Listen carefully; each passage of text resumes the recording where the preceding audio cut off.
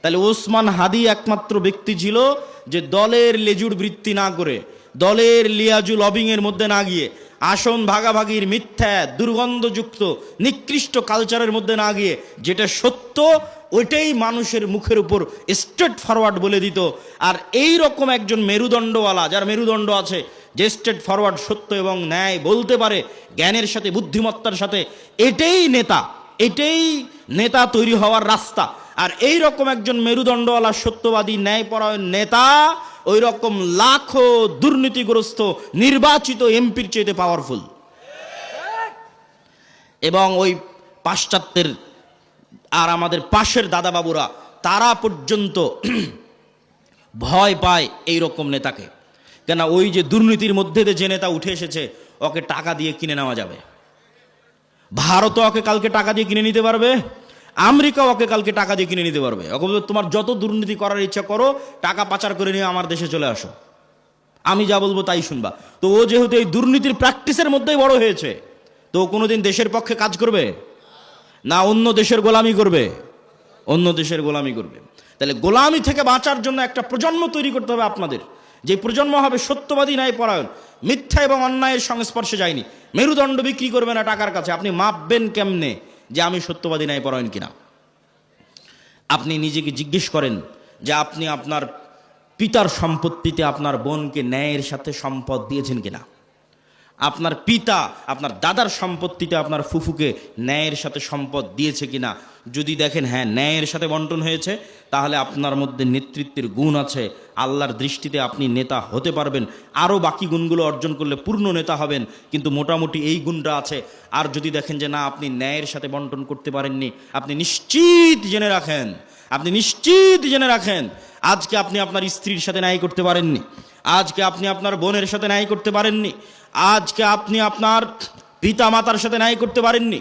ওয়াল্লাহি আল্লাহর কসম করে বলছি, ওয়াল্লাহি আল্লাহর কসম করে বলছি, যে তার বোন তার ফুফুর সাথে ন্যায় করতে পারেনি, এই ব্যক্তিও যদি নির্বাচিত হয়ে ক্ষমতায় আসে, সেও গত 16 বছরের চেয়ে বড় দুর্নীতিবাজ হবে।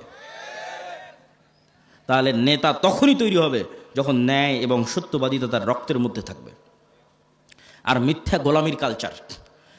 ইব্রাহিম আলাইহিস সালাতু ওয়াস সালামের 2 সন্তান, এক সন্তানের নাম ইসহাক, আর এক সন্তানের নাম ইসমাইল। ইসহাককে রেখে দিলেন জেরুজালেমে, আর ইসমাইলকে রেখে দিলেন মক্কায়। ইসমাইল থেকে মোহাম্মদ পর্যন্ত এই দীর্ঘ সময়ে এই বানু ইসরাইলের সাথে কি হচ্ছে দেখেন, শর্টকাট। ইসহাকের সন্তান ইয়াকুব, ইয়াকুবের সন্তান ইউসুফ, ইউসুফের 11 ভাই মিলে পিতা মাতা মিলে মিশর। মিশরে ইউসুফের মৃত্যুর পরে ফেরাউনের 300 বছরের গোলামি, ফেরাউনের গোলামি থেকে মুসার হারুনের হাত ধরে মুক্তি, মুসার হারুনের হাত ধরে মুক্তির পরে 40 বছর সিনাই মরুভূমিতে পাগলের মতো ঘুরপাক, 40 বছর পর ইউশা বিন নুনের হাত ধরে জেরুজালেম বিজয়, তারপরে পুনরায় আর এক জালেম বাদশার কারণে জেরুজালেম থেকে বিতাড়িত, তারপরে দাউদ, সুলাইমান এবং তালুতের মাধ্যমে জেরুজালেম বিজয়, জেরুজালেম থেকে সারা পৃথিবীতে শাসন ক্ষমতা প্রতিষ্ঠা, তারপরে আস্তে আস্তে জাকারিয়া, ইয়াহিয়া, ঈসা, মারিয়াম। এই যে দীর্ঘ সময় বানু ইসরাইলের, এই দীর্ঘ সময়ে বানু ইসরাইলের চরম উত্থান পতন হয়েছে, 2-3 বার গোলামির জিঞ্জিরে আবদ্ধ হয়েছে।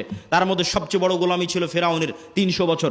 এই গোলামির জিঞ্জিরে আবদ্ধ হওয়ার কারণে এরা নবীর সন্তান হওয়ার পরও, ইব্রাহিমের সন্তান হওয়ার পরও, ইসহাকের সন্তান হওয়ার পরও এরা মিথ্যা বলা, ধোকা দেওয়া, 2 নম্বরই রাস্তা শিখে নিয়েছিল।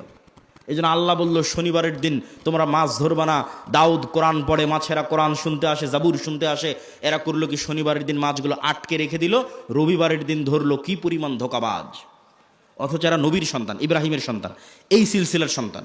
আর এইদিকে এই যে ইসমাইল থেকে মোহাম্মদ পর্যন্ত এই লম্বা সময়, সেম টাইম, এই লম্বা সময়ে মক্কায় কোনো নদী নাই, মক্কায় কোনো ফল ফসল উৎপাদন হয় না, মক্কা কোনো বড় ব্যবসায়িক কেন্দ্র নয়, মক্কা কোনো বড় রাজনৈতিক কেন্দ্র নয়। ফলত বিশ্বের কোনো পরাশক্তি, না রোমান না পারস্য, কেউ মক্কা দখল করেনি। মক্কা দখল করে কেউ কোনোদিন ইসমাইলের সন্তানদের গোলাম বানায়নি। ফলত ইসমাইল থেকে মোহাম্মদ পর্যন্ত ইসমাইলের সন্তানেরা শিরকে লিপ্ত হলেও 2 নম্বরই দুর্নীতি, জুয়াচুরি, ধোকা, এই রাস্তাগুলো থেকে অনেক অনেক দূরে ছিল। এর 2-1টা উদাহরণ আপনি দেখতে পাবেন। Abdul Muttalib, Abu Taleb, Abu Sufian. Abdul Muttalib Muhammad সাল্লাল্লাহু আলাইহি ওয়াসাল্লামের দাদা, ইনি মুশরিক, কিন্তু আব্দুল মুত্তালিবের হিস্ট্রিতে কেউ দেখাতে পারবে না যে ও মিথ্যুক, মানুষের সম্পদ মারে নাই, 2 নম্বরই করে ধোকাবাজি করে, এটা দেখাতে পারবে না। আবু তালেব মুহাম্মদ সাল্লাল্লাহু আলাইহি ওয়াসাল্লামের চাচা, মৃত্যু পর্যন্ত ইসলাম গ্রহণ করেনি আল্লাহর নবী এতবার বলার পরেও। কিন্তু আবু তালেব সত্যবাদী ছিল, ন্যায়পরায়ণ ছিল, মানুষকে ধোকা দিয়ে, মানুষের টাকা নিয়ে মেরে খাওয়া, জুয়ার চুরি, ধোকাবাজি এগুলো বুঝতো না।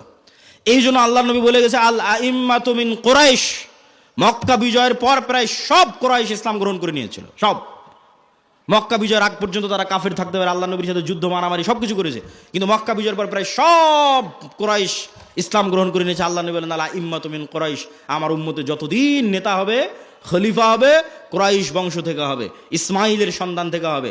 আবু বকর কুরাইশ বংশের, ওমর কুরাইশ বংশের, ওসমান কুরাইশ বংশের, আলী কুরাইশ বংশের, সব ইব্রাহিমের সন্তান, ইসমাইলের সন্তান। সম্মানিত উপস্থিতি, কি বুঝালাম এটার থেকে? গোলামি মে বদল জাতি হে কওমো কা জমির, গোলামি করলে জাতির চরিত্র চেঞ্জ হয়ে যায়। আমরা যে 190 বছর ব্রিটিশের গোলামি করেছি এবং আমাদের স্বভাব চরিত্র চেঞ্জ হয়ে গেছে, তার একটা আলামত আমি নিজে ইউরোপ সফর করতে গিয়ে পেয়েছি, চাক্ষুষ একটা আলামত বলি। আমি মনে করতাম সারা পৃথিবী ইংরেজি ভাষা দিয়ে চলে। আমাকে যেহেতু কেউ কোনোদিন এই ভুলটা ভেঙে দেয়নি, আমি যেহেতু নিজে প্র্যাকটিক্যালি আমার এই ভুল ধরা পড়েছে, ফলত আমার রিয়েলাইজেশন অনেক গভীর। তো আমি মনে করতাম সারা পৃথিবী ইংরেজি দিয়ে চলে। ইংল্যান্ডেও থাকলাম প্রায় 1 বছর। এই ইংল্যান্ডে থাকা অবস্থায় যখন ফ্রান্স গেলাম, স্পেন গেলাম, ইতালি গেলাম, স্পেনের যখন কর্ডোভা, গ্রানাডায় যাওয়ার জন্য যে বিমানবন্দরে নামলাম, ওই বিমানবন্দরে নেমে এক্সিট লেখাটা আমি ইংরেজিতে খুঁজে পাচ্ছিলাম না। ইংরেজি ভাষার এত অনুপস্থিতি যে বাহিরে যে বের হবো, কোন রাস্তা দিয়ে বের হবো, কোথায় এক্সিট, কিছু খুঁজে পায় না, সব স্প্যানিশ ল্যাঙ্গুয়েজ। যারা এয়ারপোর্টে দায়িত্ব পালন করছে, ওদের সাথে গিয়ে যে ইংরেজিতে কথা বলবো, ওরাও ইংরেজি বোঝে না। আরে অন্তত এয়ারপোর্টে দায়িত্বশীল তো ইংরেজি বুঝবে। এত উন্নত রাষ্ট্র স্পেন, এত উন্নত রাষ্ট্র ফ্রান্স, এত উন্নত রাষ্ট্র ইতালি, ইংরেজি জানে না। আমার তো মাথায় ঘুরে গেল, কেন ইংরেজি জানে না? তখন আমি রিয়ালাইজ করলাম, আমার মদিনা ইসলামী বিশ্ববিদ্যালয়ের বন্ধু, বাড়ি আফ্রিকা, ও বলতো আর ভাষা ফরাসি। আমি তখন এটা না অত গভীর চিন্তা করিনি যে ওর ভাষা ফরাসি কেন। ফ্রান্সে যখন গেলাম, দেখি ফ্রান্সে সব আফ্রিকান মুসলমান। ফ্রান্সে ভারত পাকিস্তানের মুসলমান কম, আফ্রিকার মুসলমান বেশি। ইংল্যান্ডে আবার ভারত পাকিস্তানের মুসলমান বেশি, আফ্রিকার মুসলমান কম।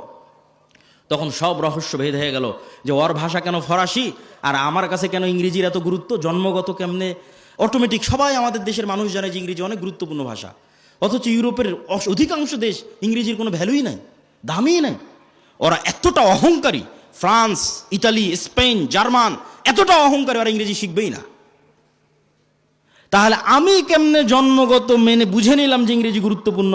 এটাই 200 বছর যে আমরা ব্রিটিশের গোলামি করেছি, গোলামি মে বদল জাতি হে কওমো কা জমির, আমরা নিজের অজান্তেই ওর গোলামির প্রভাব বহন করতেছি। আমি আব্দুল্লাহ নিজের অজান্তেই, আমার পূর্বপুরুষ 190 বছর ব্রিটিশের গোলাম ছিল, তার প্রভাব আমি আমার অজান্তে বহন করতেছি। আর আমার ওই বন্ধু যে আফ্রিকায় বাড়ি, ও ওর অজান্তে ইউরোপীয় উপনিবেশের গোলামির চিহ্ন বহন করতেছে।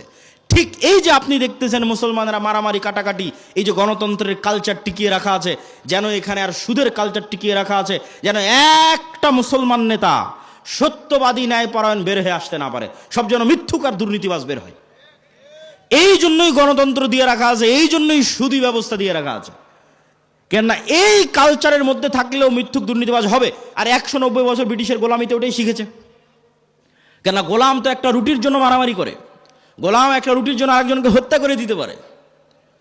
তাহলে এই যে গোলামির কালচার, এই গোলামির কালচার যতক্ষণ আপনি না ভাঙবেন, যেটা আমরা বহন করছি আমাদের অজান্তে ব্রিটিশদের গোলামির কারণে, যেমনটা বানু ইসরাইলরা ফেরাউনের গোলামি থেকে শিখেছিল, এই কালচার আমাদের ভাঙতে হবে। এই কালচার যতক্ষণ না ভাঙতে পারবেন, নেতা হতে পারবেন না। সত্যবাদী ন্যায়পরায়ণ হন, ইসমান হাদির মতো অটোমেটিক নেতা হয়ে যাবেন। আর এই গণতন্ত্রের কালচারে এইরকম সত্যবাদী ন্যায়পরায়ণ নেতা সহ্য করার মতো ক্ষমতা এই আধিপত্যবাদী দখলদারি শক্তির নাই, ফলত গুলি করে উড়িয়ে দিবে।